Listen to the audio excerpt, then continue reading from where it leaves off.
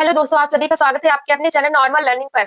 और हम आज पढ़ेंगे नियंत्रण एवं समन्वय जंतुओं में कैसे होता है। आपके बोर्ड एग्जाम के लिए बहुत ज्यादा महत्वपूर्ण है, इसलिए वीडियो को बिल्कुल भी स्किप ना करें, वीडियो पूरी देखें। आपके बोर्ड एग्जाम के लिए बहुत ज्यादा महत्वपूर्ण है। तंत्रिका तंत्र जो है उसका जो फिगर है, उसका जो चित्र है वो एग्जाम में जरूर आता है बनाने के लिए, तो इसको ध्यान से देखिए और ध्यान से पढ़िए, समझिए। रटना बिल्कुल भी नहीं है, क्योंकि एग्जाम आपके पास आ गए हैं, 2-3 दिन ही रह गए एग्जाम में, इसलिए रटना बिल्कुल भी नहीं है, समझना है और अच्छे से लिख कर आना है। तो तंत्रिका तंत्र क्या होता है, नियंत्रण एवं समन्वय क्या होता है, चलिए जानते हैं। नियंत्रण एवं समन्वय क्या होता है। नियंत्रण एवं समन्वय सभी जंतुओं में दो तंत्रों के माध्यम से होता है। एक हमारा होता है तंत्रिका तंत्र और दूसरा होता है हमारा अंतःस्रावी तंत्र। कौन सा होता है, सभी जंतुओं में नियंत्रण एवं समन्वय दो तंत्रों के द्वारा होता है। कौन कौन से, तो एक है तंत्रिका तंत्र और दूसरा है अंतःस्रावी तंत्र। किसके माध्यम से होता है, दो तंत्रों के माध्यम से होता है सभी जंतुओं में। जैसे जैसे आंख का इस्तेमाल हम किस लिए करते हैं, प्रकाश देखने के लिए करते हैं, लाइट को देखने के लिए करते हैं, कोई वस्तु देखने के लिए आंख के माध्यम से ही हम सारी चीजों को देख रहे हैं।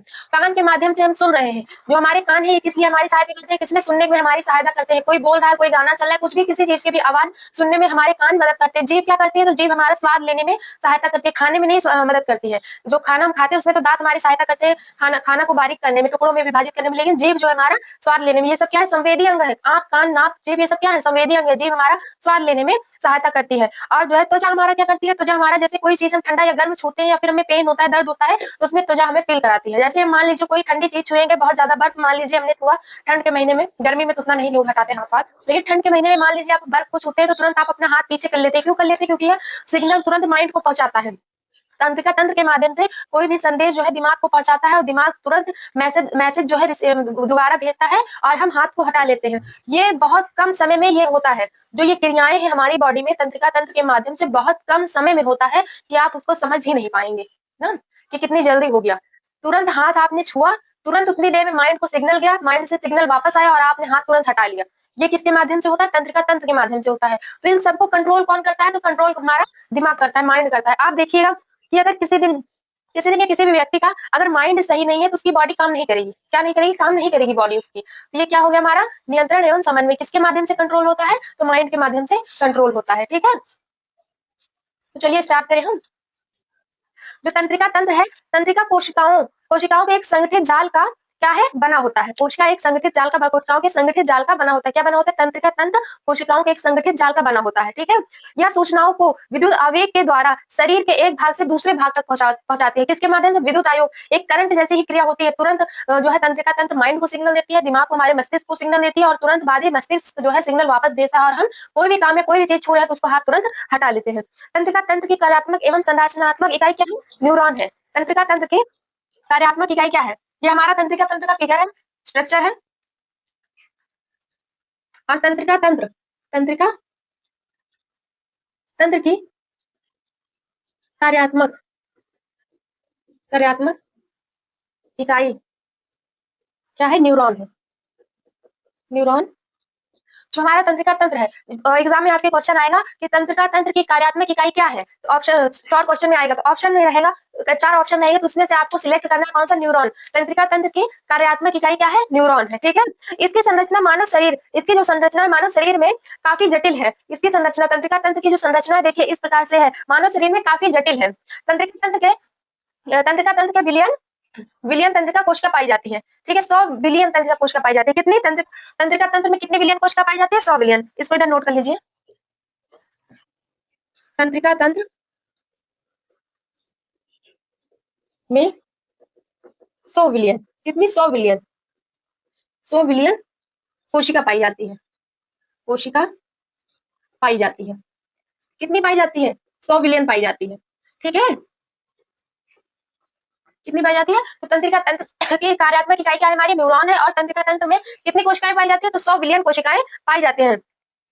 इसका जो है जो 100 बिलियन कोशिकाएं पाई जाती हैं, इसमें 90% भाग कहाँ पे होता है, मस्तिष्क में होता है। 90% भाग कहाँ पाया जाता है इसका, इसका 90% भाग मस्तिष्क में पाया जाता है। कहाँ पाया जाता है, मस्तिष्क में पाया जाता है, पाया जाता।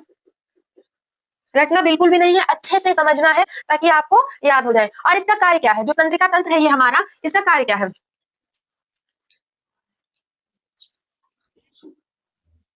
कार्य, तंत्रिका तंत्र का कार्य क्या है, सूचना को, क्या है, सूचना को एक स्थान से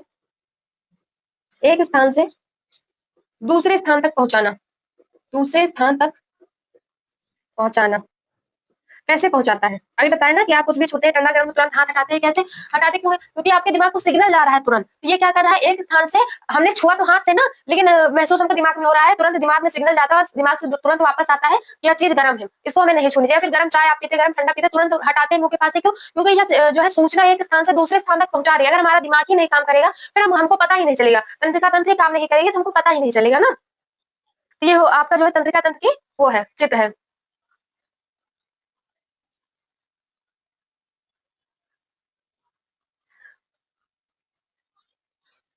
ये हमारा तंत्रिका कोशिका है, ठीक है? ये हमारा क्या है? तंत्रिका कोशिका।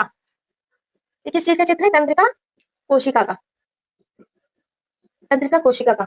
इस प्रकार से ये होता है। तो ये देखिए, ये बीच में जो है, ये क्या है? ये केंद्रक है। बीच में जो ये ब्लू कलर का है, नीले कलर का, इसको क्या कहा जाता है? इसको केंद्रक कहा जाता है, ठीक है? और ये जो बीच में डॉट डॉट है, ये एक जल जैसा द्रव जैसा भरा होता है इसमें। ये किस उसको क्या कहते हैं? इसको कोशिका काय कहते हैं। इसको क्या कहते हैं? कोशिका काय कहते हैं। और ये हमारा जो ये संरचना है, इसको क्या कहते हैं? तंत्रिका काच कहते हैं, तंत्रिकाक्ष कहते हैं, ठीक है?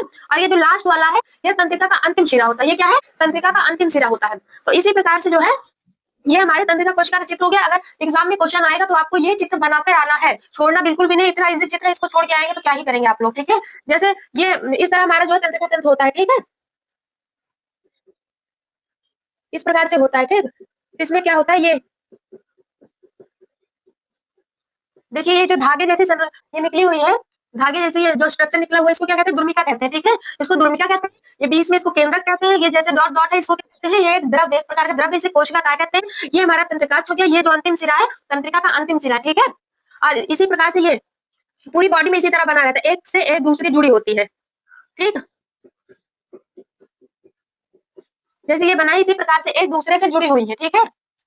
जो हमारे हाथ में हमारी बॉडी में है, जैसे ये बनाए हैं, इसी प्रकार से एक दूसरे से जुड़ी होती हैं, ठीक? तो इसी को क्या कहते हैं? तंत्रिका कोशिका कहते हैं। ये हमारी क्या हो गई? तंत्रिका कोशिका हो गई। तंत्रिका कोशिका इसी को देखिए, ये धागेनुमा जो संरचना है, इसको क्या कहते हैं? दुर्मिका कहते हैं। और ये केंद्रक हो गया, ये कोशिकाएं हो गई, ये तंत्रिकाक्ष हो गया, ये तंत्रिका का अंतिम शिरा हो गया। इसलिए बार बार आपको बता रहे हैं ताकि आपको इसके नाम याद हो जाए, तो आप पेपर में अच्छे से इसको बना कर आए, ठीक है?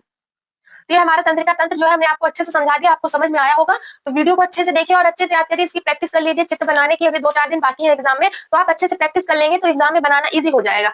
तो चलिए, आज के लिए इतना ही। कल हम एक नए टॉपिक के साथ मिलेंगे, मानव में जन्म कैसे होता है। शॉर्ट में हम उसकी रिवीजन करेंगे, मानव में जन्म कैसे होता है। तो आज के लिए इतना ही। चैनल को सब्सक्राइब जरूर करें, वीडियो को लाइक शेयर जरूर करें। आप लोग वीडियो को देखते हैं, लाइक शेयर और चैनल को सब्सक्राइब नहीं करते, तो चैनल को सब्सक्राइब जरूर करें।